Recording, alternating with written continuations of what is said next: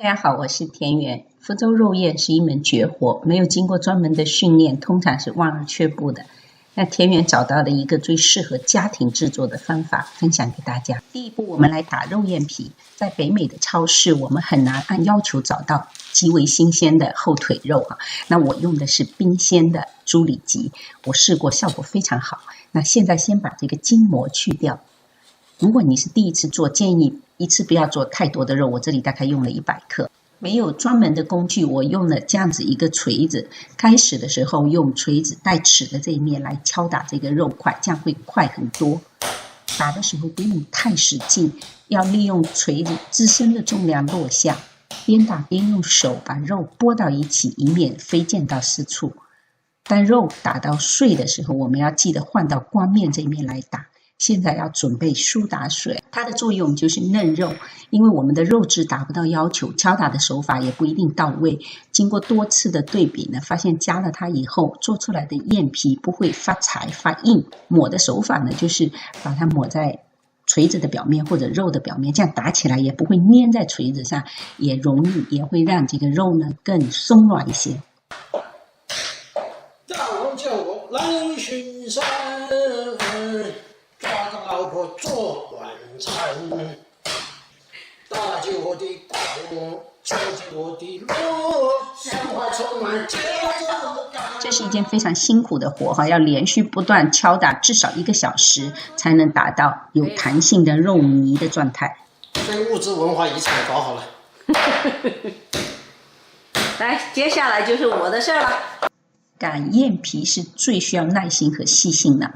为了好擀，我用保鲜膜把肉块整出一个平整的圆形。现在往板上撒粉，原本是要用非常细的地瓜粉哈，那我今天用的是素粉，也就是玉米淀粉，发现也不错。把肉泥放在粉上，这时候一定注意了，这时候的肉泥非常容易断裂。那我们先用手轻轻的把它压平，然后再用擀面杖。用擀面杖的时候也一定要注意，几乎不能用力，就是利用擀面杖自身的重量慢慢的滚，让它吸收一些粉。擀面杖上如果粘有这种疙瘩哈，因为是湿的嘛，所以粉的疙瘩把它弄干净，这样表面才会光滑。擀的时候除了轻柔，还有一个秘诀，就是每擀大一圈，发现表面有一些翻粘，我们就撒粉让它静置10到15分钟，然后再继续擀，一直到差不多大的时候，就用擀面杖像这样轻轻的卷起来，底下的这些疙瘩也一定要清除干净，不然会影响表面的光滑。一定要非常非常的轻柔哈，手几乎不要使劲的，就是让它慢慢的吸收一些粉，让它延展性好一些。根据擀面杖的大小呢，我再把它擀成差不多大的圆片，然后撒上粉，静置20分钟之后，再来把它切成一个长方条，这个边千万别扔掉，我们一会儿还能从里面擀出很多燕皮来。那现在再来擀这个长方条的时候呢，因为静置了一会儿，它的延展性好一些，你可以稍微用一些力。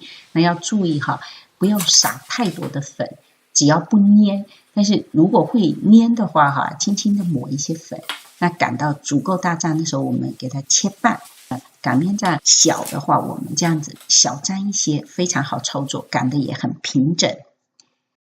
这一小张又擀成一个长方条了，我们同样再把它切成一半。切的时候刀口要平稳，才不会划破。把每一小张继续擀薄，这时候干一些相对容易一些，可以稍稍用一些劲。但是一定要注意均匀的用力，要小心，否则的话呢，外形会走样很厉害。从这一小张当中，我们可以取出8到10张的燕皮。从前面的那个长方形当中，我们总共可以做出32到40张的燕皮。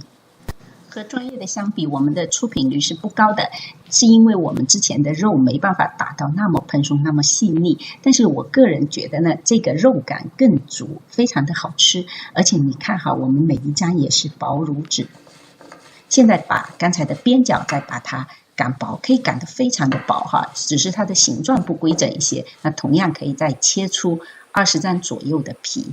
肉燕的馅料呢，通常会放荸荠，没有新鲜的可以放罐头的，还会放葱花，一点点糖。那吃法呢，就是把它先蒸一下，那蒸笼也铺上一层纱布，一会儿取出来比较容易。也可以不蒸，直接速冻起来。蒸肉燕是滚水上锅8到10分钟，然后我们可以冷藏速冻保存，很方便的。吃的时候呢，只要跟高汤、葱花、鱼露把它一起烧开就可以了。福州人形容肉燕的形状就是圆头燕尾。谢谢大家的收看，喜欢的请给天元点个赞，欢迎订阅我的频道，还有更多的美食要跟你分享，我们下次再见。